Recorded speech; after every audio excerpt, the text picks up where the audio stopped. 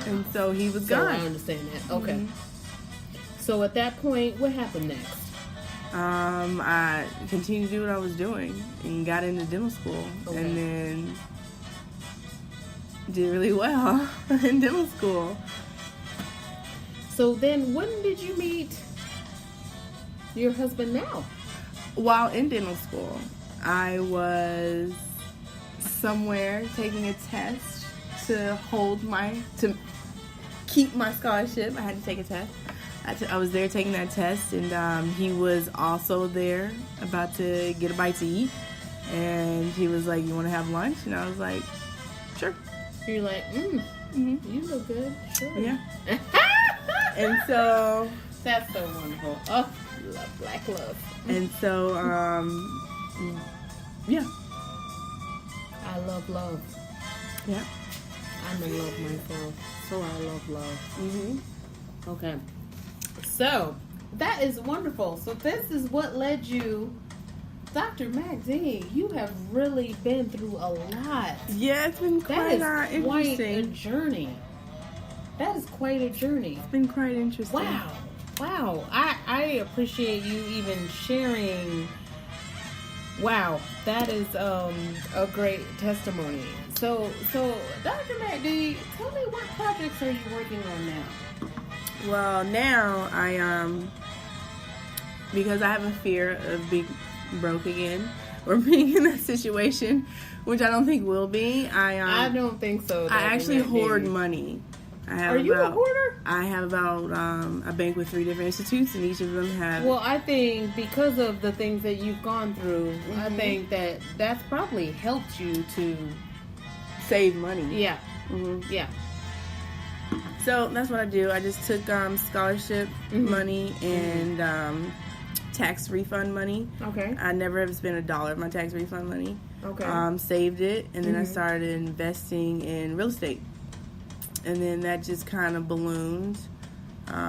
Once I got into 6 figures, then I started becoming like a bank for people. Okay. For up and coming people trying to purchase homes and then rehab the homes. So either I purchase the home flat out or I do the entire rehab of the project. So how would people?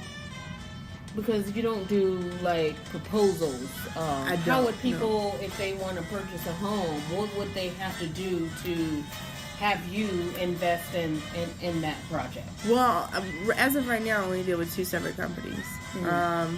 And they're all people that I've known in college. 2 of them, well, the 2 people that run the companies, they went to my college, but I wasn't in their major. Like my old roommate, because once I left the dorms, I had my own apartment outside of campus, off campus. And that roommate, she was in a different major, like sports medicine, and so she knew them from her classes, and so I got introduced to them through her, and so it was a little bit of trust there. They were up and coming, trying to start businesses themselves, and didn't want to go through the banks who would like require all this. Maybe their credit scores weren't that great because of mistakes from college, and things like that. So I just listened to them, talked to them, and I was like, okay, we'll do it. And so I just lent them small money at first for a nice little small return, and now we're at 30%. Whatever I loan you, I want 30% back. So are you only investing in real estate businesses as far as business is concerned? So if someone came to you with a proposal as far as anything else outside of real estate, It depends on the proposal. Would you give them the opportunity to present that?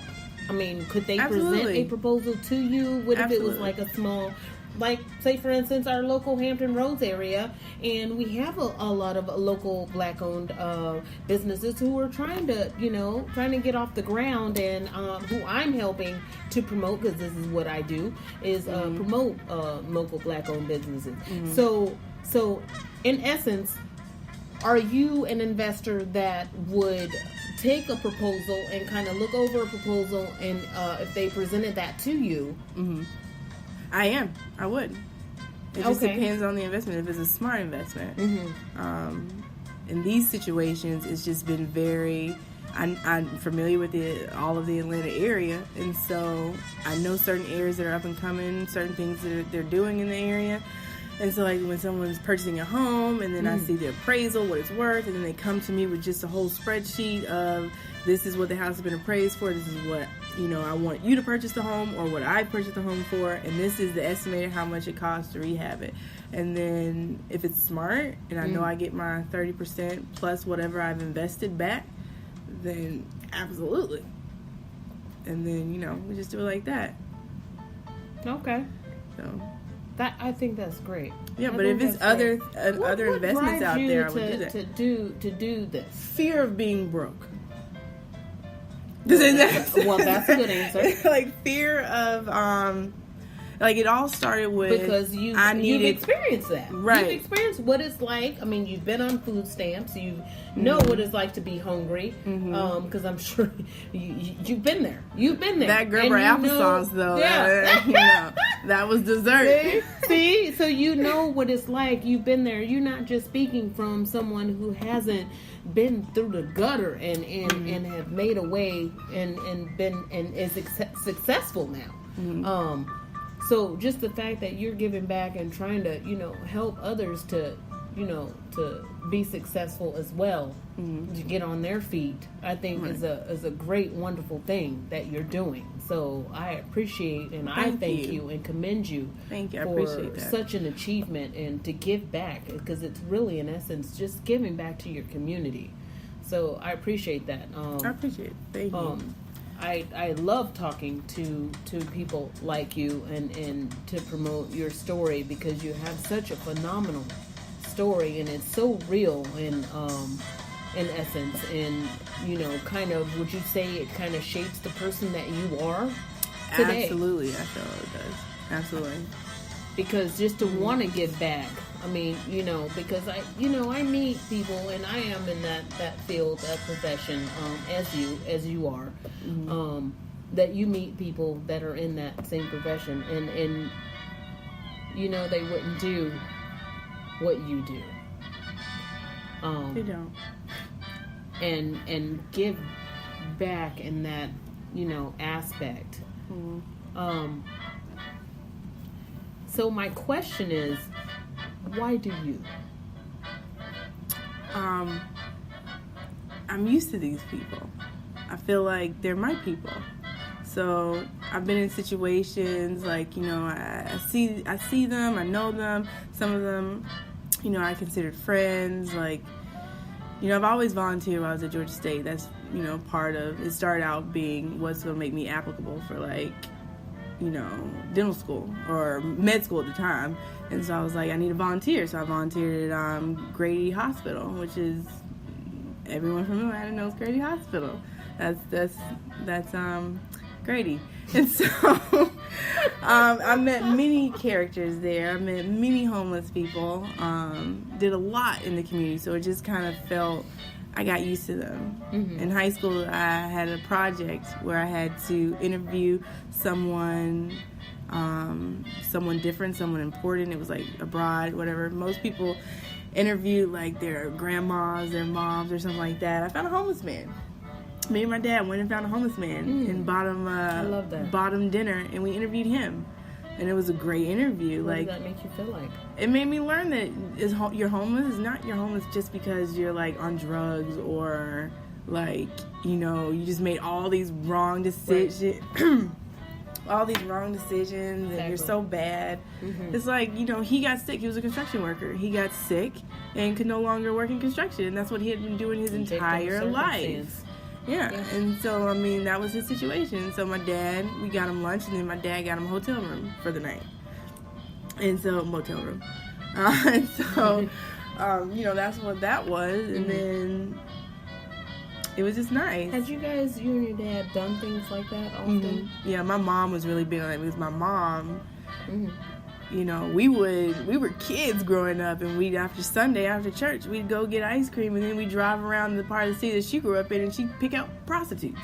Like, there's one there. As you know, you never, like, you know, and she'd explain everything about what it was and how you'll never have to do that in life. And that's because that's the way she grew up when she was around.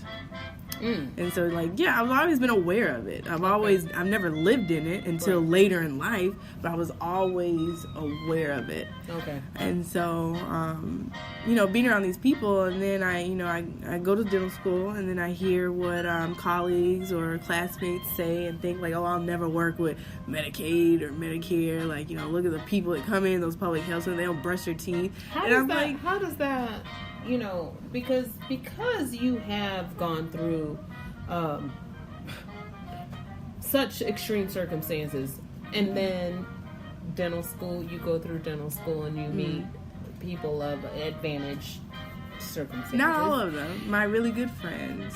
Okay. I still have friends that have really been, like, one of my best friends from there. You know, husband owns hotels and, you know, stores, liquor stores, and he's a doctor himself. So it's like, no. But some still are very some are humble still very humble.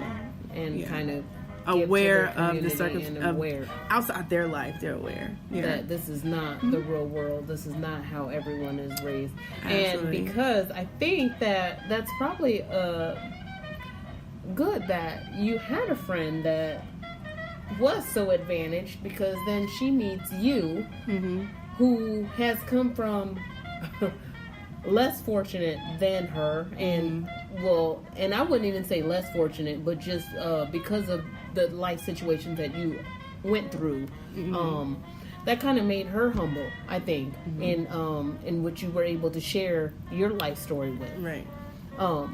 Tell me about what did that do for her? As far and how my best friend, and how that changed her life, because she went through you her grew up differently own than thing. she did. Well, see, you mean my best friend from childhood who lived across the street with me? She came from that, but she left in, like, elementary school, something like that. My mom had known her mom through my mom when she was here, after she, like, experienced Georgia and everything. My mom was everywhere. She was in LA. My mom was in New York. My mom traveled a lot. My mom was very. What was your mom's profession, if you don't mind me